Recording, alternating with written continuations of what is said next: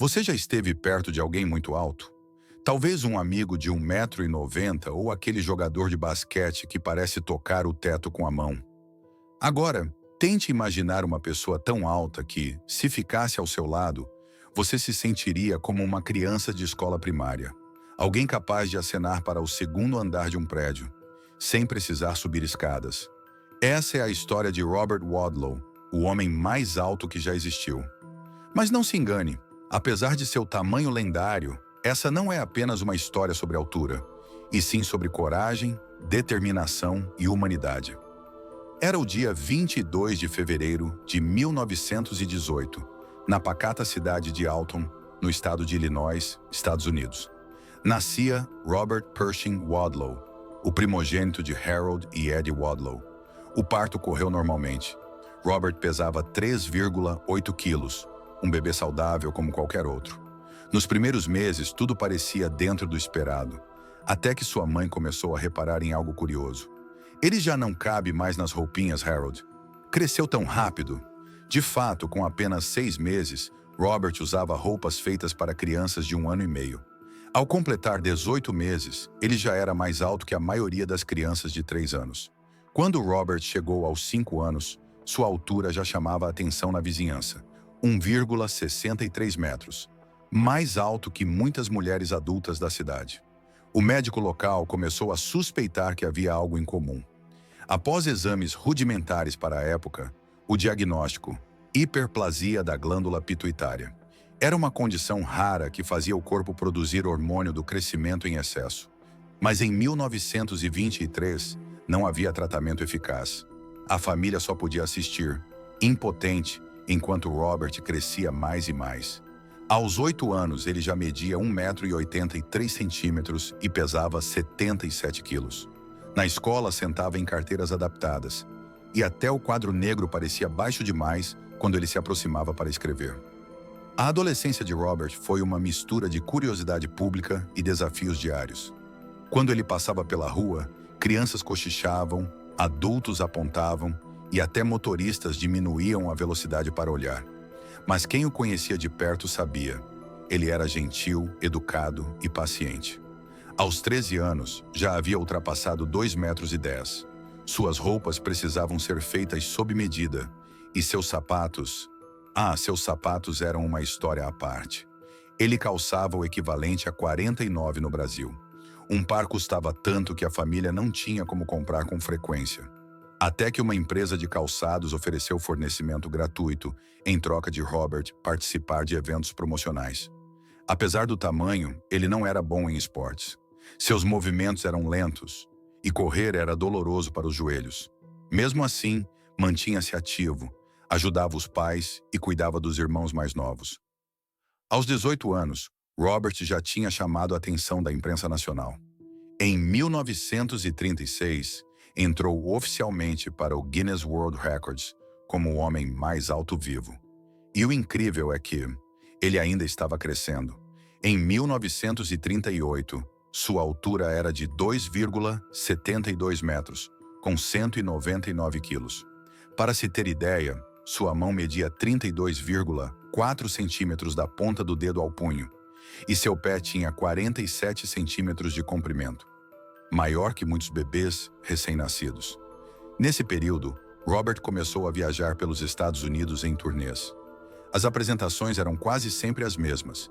Ele cumprimentava o público, respondia perguntas, tirava fotos e mostrava, sorridente, que ser gigante por fora não o impedia de ser humano por dentro.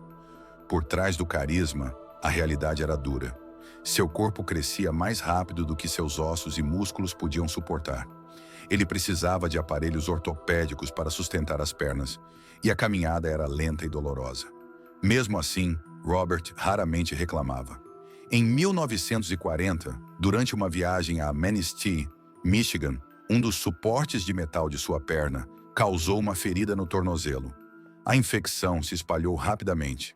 Naquela época, os antibióticos ainda eram novidade, e os médicos não conseguiram controlar o quadro.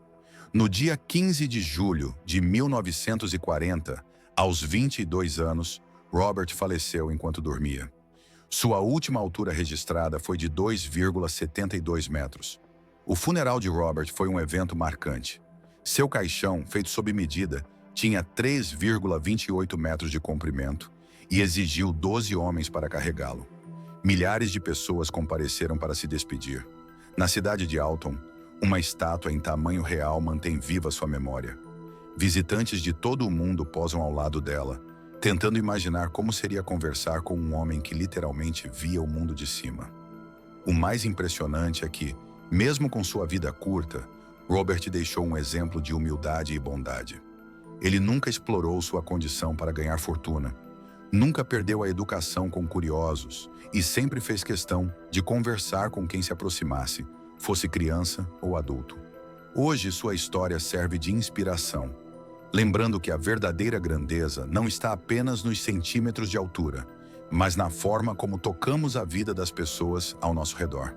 E, no caso de Robert Wadlow, ele tocou muito mais alto do que qualquer um. Mas pense por um instante. O que faz uma vida curta se tornar eterna na memória coletiva? Robert poderia ter sido apenas uma curiosidade médica, uma nota de rodapé na história. Mas sua atitude diante das dificuldades transformou seu tamanho físico em um símbolo humano. Em um mundo que muitas vezes julga pela aparência, Robert mostrou que é possível ser diferente e ainda assim cativar todos ao redor com bondade. Ele provou que não é preciso diminuir os outros para se sentir grande. Na cidade de Alton, Illinois, a estátua em tamanho real de Robert continua sendo ponto de peregrinação.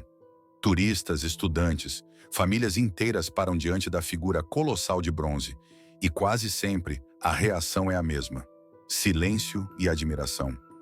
É como se, por um breve instante, todos pudessem sentir o que era estar diante dele. Crianças ficam boquiabertas, ou adultos tentam imaginar como seria conversar olhando tão para cima. E sempre surge a mesma pergunta: como seria o mundo aos olhos de Robert Wadlow? Talvez de tão alto ele tivesse uma visão mais ampla não apenas das ruas de sua cidade, mas também da vida. A história de Robert também nos ensina sobre os limites do corpo humano. Hoje, a medicina evoluiu e casos de gigantismo podem ser tratados. Mas, mesmo com todas as dores e limitações, Robert escolheu viver sem amargura, com um sorriso e uma palavra gentil para cada pessoa que cruzava seu caminho. Ele poderia ter se isolado, evitado os olhares curiosos, recusado entrevistas, mas fez exatamente o contrário. Abriu-se ao mundo, deixou que sua vida fosse um espetáculo não de estranheza, mas de humanidade.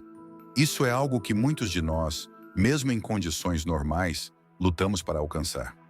Curiosamente, embora já tenham se passado mais de 80 anos desde sua morte, nenhum outro ser humano ultrapassou sua altura. Isso torna Robert não apenas uma figura histórica, mas quase um mito moderno. Ele é lembrado em museus, livros, documentários e, claro, no Guinness World Records, que ano após ano reafirma: ninguém jamais superou o gigante de Alton. E aqui está a parte mais bonita. Robert não é lembrado apenas como o homem mais alto do mundo. Ele é lembrado como o gigante gentil, um título que vale muito mais do que qualquer número em uma fita métrica. Ao final, a vida de Robert Wadlow nos deixa uma poderosa lição. Não importa quanto tempo temos, nem quais limitações carregamos. O que realmente importa é como escolhemos viver e como tratamos os outros ao longo do caminho. Robert viveu apenas 22 anos, mas em menos de um quarto de século, deixou uma marca que atravessou gerações e fronteiras. Ele nos lembra que grandeza não é algo que se mede em metros, e sim em gestos, em atitudes e no impacto que deixamos. Talvez seja por isso que, mesmo partindo tão jovem, Robert Wadlow nunca desapareceu. E nunca desaparecerá, porque sua história prova que, em essência, os gigantes não morrem. Eles permanecem para sempre, caminhando na memória da humanidade.